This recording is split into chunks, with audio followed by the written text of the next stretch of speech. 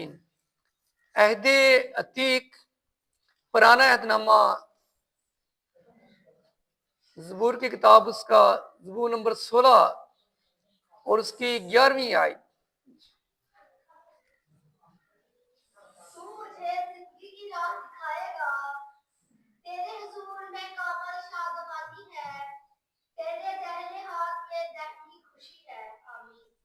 अहदे जदीद नया अहदनामा जिले मुकद्दस में से यसुम मसीह की खुशखबरी मुकद्दस लूका का अंजीली बयान उसका 4था बाब और उसकी 18वीं आयत बेटी अंजलीना बशीर पढ़ेंगे, कलाम मुकद्दस की तिलावत करेंगे।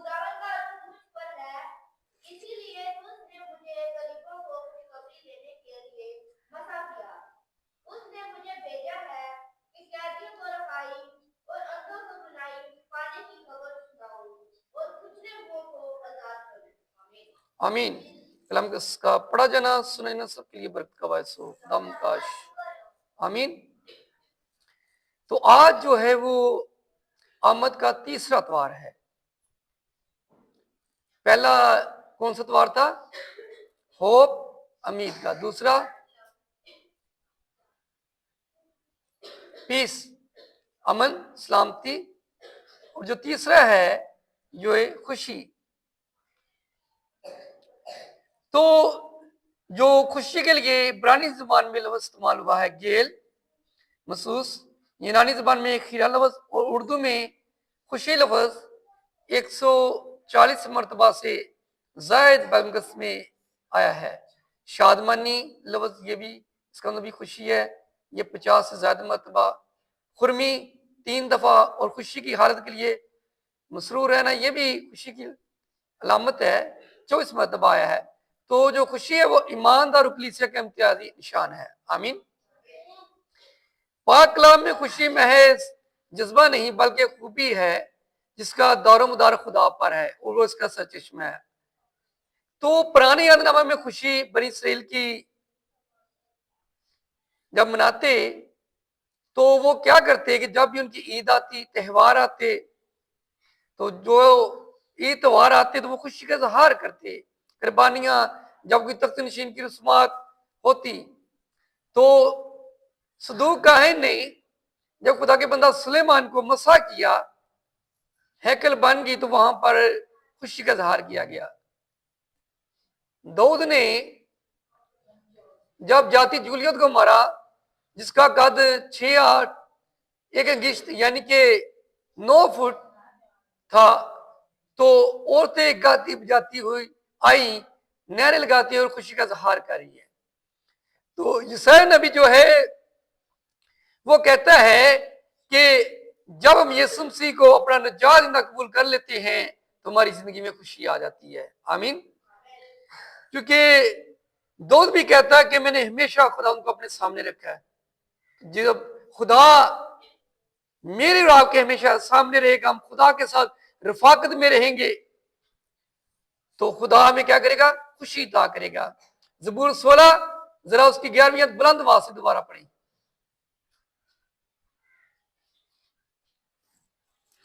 ज़बूर 16 उसकी 11वीं आयत। तू मुझे जिंदगी की राह, ये दाऊद कह रहा है। तो जिंदगी की राह कौन है? कौन दिखा सकता है? खुदा दिखा सकता है। तो खुदा ने जिंदगी की राह दिखाई अपने बेटे यीशु मसीह को दुनिया में भेजकर।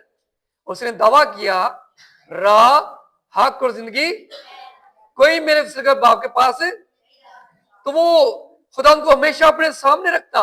उसका बड़ा तजर्बा, खुदा ने उसे जिंदगी की राह दिखाई। उसने इकरार किया कि खुदा मेरा छिपाना मुझे कमी। तो खुदा ने उसकी जिंदगी में खुशियां अता की, बरकतें अता की। क्यों? क्योंकि वो खुदा के साथ रफाकत रखता था। आमीन। वो कहता तू मुझे जिंदगी की राह दिखाएगा। तो यीशु मसीह ने आकर हमें राह दिखाई। उसने बल्कि दिखाई भी और बताया भी कि राह की जिंदगी कौन है? मैं हूं, यीशु मसीह है। जी, तू मुझे जिंदगी की राह तेरे हजूर में कामल मीन मुकम्मल शादमानी किसके हजूर में है? तो जब जब दाऊद उदास होता, परेशान होता, मुसीबत उसकी जिंदगी में आती, तो वो खुदा के हुजूर में बैठ जाता, परस्तिश करता, दुआ करता, तो उसे क्या मिलती? मुसीबत से, परेशानी से, बीमारी से रहाई मिलती, और उसे कामल क्या मिलती? शादमानी, खुशी मिलती। तो आज भी यीशु मसीह कामल शादमानी का, खुशी का सरचश्मा है। आमीन। तो खुदा का बंदा पौलुस रसूल भी कहता है, खुदा में हर वक्त खुश रहो। फिर कहता हूं, खुदा उनके बगैर, उसके पाकलम के बगैर, उसकी इबादत और परस्ती के बगैर हम खुश नहीं रह सकते। अगर हमें खुशी को इता कर सकता तो वो क्या कर सकता है? खुदा। पौलुस और सिलास कैद खाने में है, लेकिन वहां पर वो खुश हैं। इसलिए खुश हैं कि वो जानते हैं कि खुदा में मुसीबत से कैसे रहाई देगा, तो खुदा में खुशी अता करेगा। तो खुदा ने उनको रहाई दी और उनकी जिंदगी में खुशी आई, वो मुसीबत में भी खुश है। आमीन। तो बिल्कुल जी, आगे पढ़े बेटा। तेरे दाहिने हाथ में, हम ज़बूर नंबर 9 भी गाती हैं, दाएं हवा यार आप कायम है तख्त। तो दायम का तो कायम रहने वाली खुशी किसके पास है? खुदा के पास। लेकिन हमेशा कायम रहने वाली खुशी खुदा के पास है। तो बिल्कुल इसी तरह नए अदनामे में से जो हवाला पढ़ा गया है, तो जिल्म का मतलब भी क्या है? खुशखबरी। खुशखबरी। तो यीशु मसीह की जब पैदाइश हुई, तो नए अदनामे में वो क्या कहता? खुदा उनका रूह, उसने मुझे भेजा गरीबों को खुशखबरी देने के लिए। आमीन। गरीबों को क्या देने के लिए? खुशखबरी। तो जब यीशु मसीह पैदा हुआ, तो सबसे पहला पैगाम, गुड न्यूज, खुशखबरी किसके पास पहुंची?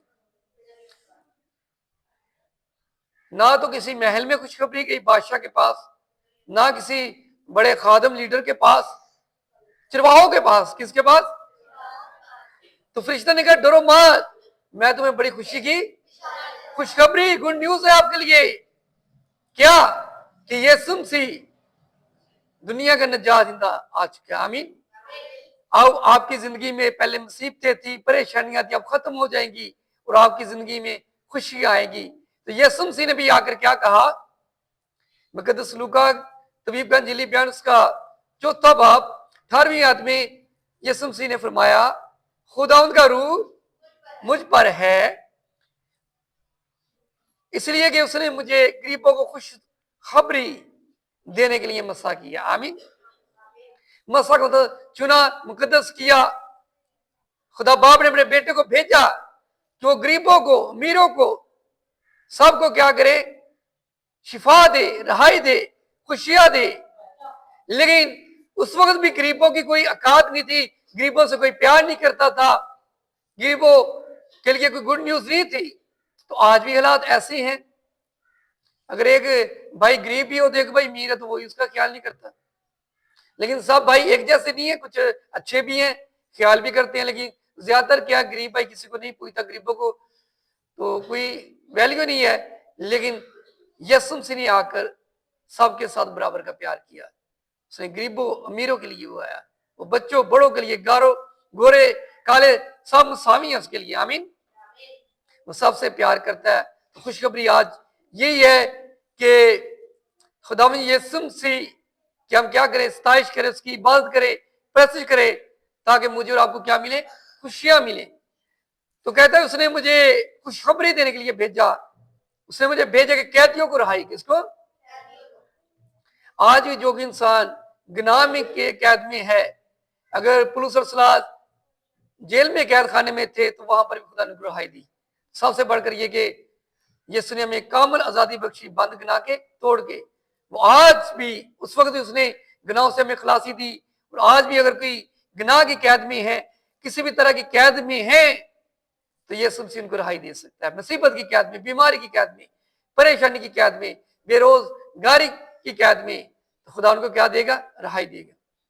अंधों को बिनाई की खबर सुनाओ। अंधों को, एक तो अंधे वो हैं जो हकीकी तौर पर अंधे हैं, जिनको वाकई ही नजर नहीं आता, लेकिन एक अंधे रूहानी अंधे हैं। तो ये दोनों के लिए खुशखबरी। आमीन। यीशु मसीह ने अंधों को बिना किया, उनको आंखें दी, उनके लिए खुशखबरी लेकर आया। और जो रूहानी अंधे थे, यीशु मसीह ने उनकी भी आंखें खोल दी। आमीन।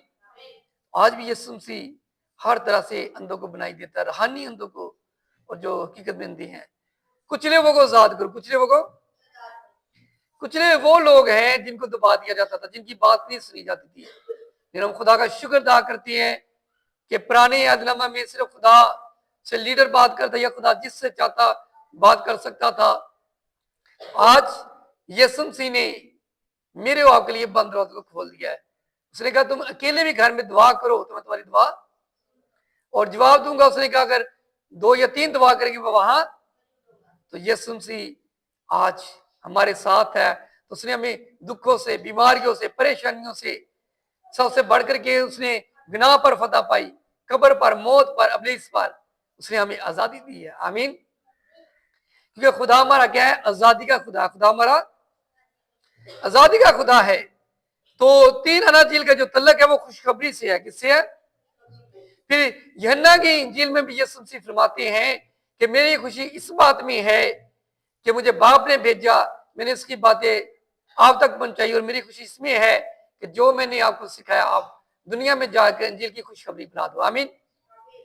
उसने कहा गैर कौमों में भी जाओ, मेरी खुशी इसमें है। तो पौलुस रसूल 3 तरह से खुशी बयान करता है। नंबर 1, रूहानी जब हमारी तरक्की होती है, खुदा का जलाल हमारी जिंदगी में ज़ाहिर होता है।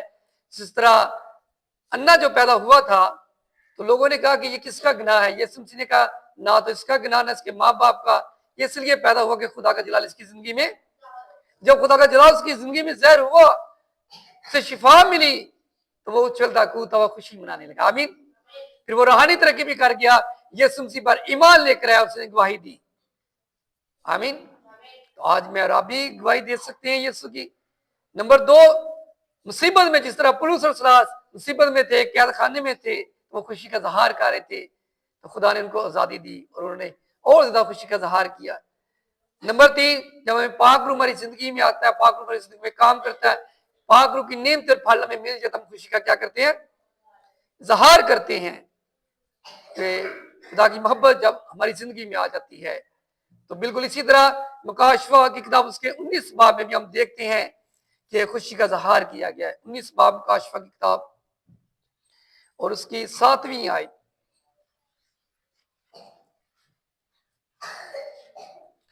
तो मुकाशवा की किताब 19 और 7वीं आयत में लिखा है, आओ हम खुशी करें। आओ हम क्या करें? खुशी करें। क्या करें? आओ हम खुशी करें और नहायत शादमान हो। आमीन। आओ हम खुशी करें और नहायत का मतलब बहुत ज्यादा शादमान, खुश हो। क्यों? और लिखा उसकी तमजीद करें। क्यों तमजीद करें? इसलिए कि बरा की शादी आप पहुंची। आमीन। तो आप बरा की शादी आप पहुंची है और उसकी बीवी ने अपने आप को क्या कर लिया? तैयार कर लिया है। बिल्कुल ऐसे ही जैसे आधी रात को धूम मची, 10 को हार गया थी, कितनी? और 5 ने तैयारी कर ली थी, तो 5 ने तैयारी, लेकिन जिनकी तैयारी थी, जब यीशु मसीह आया तो क्या हुआ? 5 जो तैयार थी वो दूल्हा के साथ अंदर चली गई और 5 के लिए दरवाजा। तो आज यीशु मसीह फिर दूसरी आमद में आने वाला है। तो क्या मैंने और आपने तैयारी कर ली है? तो 10 की 10 दुआ करती हैं, 10 की 10 रोजा रखती हैं, 10 की 10 प्रस्तुत करती हैं, कलाम पढ़ती है, सुनती हैं, लेकिन वजह क्या हुई? यानी कि उनकी मोहब्बत ठंडी पड़ गई। तो यीशु मसीह ने कहा जागते रहो, जागो, दुआ करो ताकि ज़मैश में सोगी। सोने से मुराद ये है कि वो पूरा साल दुआ करने वाली, पूरा साल इबादत करने वाली, प्रस्तुत करने वाली, लेकिन जब यीशु के आने का वक्त आया तो उनकी मोहब्बत ठंडी पड़ गई। वो खुदा की इबादत में मशगूल रहने वाली, अब कम इबादतकारी, कम प्रस्तुतकारी, और सबसे बढ़कर ये कि वो कलाम के मुताबिक जिंदगी बसर नहीं कर रही थी और पाक रूह उनकी जिंदगी में काम नहीं कर रहा था। तेल जो ये पाक रूह की लामत है। तो आज ये ना हो कि दूसरी आमद यीशु मसीह की आने वाली है, मैं और आप उसकी बादशाही में शामिल ना हो सके, क्योंकि दूल्हा आने वाला है, कलीसिया उसकी दुल्हन है। मुझे और आपको उसके लिए तैयारी करने की जरूरत है। हर रोज दुआ करें, प्रस्तुत करें, क्योंकि वक्त करीब है। लिखा कि आओ हम क्या करें? सब कहें आओ हम खुशी करें, सब कहें आओ हम ऊंची आवाज से आओ हम और नहाय शादमान हो, क्योंकि यीशु की आमद करीब है। तो क्योंकि जो ईमानदार लोग होंगे जब उसकी बादशाह में जाएंगे तो लिखा है कि वहां पर दुख नहीं होगा, मुसीबत नहीं होगी, परेशानी नहीं होगी, बल्कि वहां पर खुशी ही खुशी होगी। आमीन। वो खुशी के साथ जिंदगी बसर करेंगे। तो खुदा मुझे और आपको इस पाकों की सलाह से बरकत बख्शे। आमीन। तो हमारे लिए हासिल कलाम ये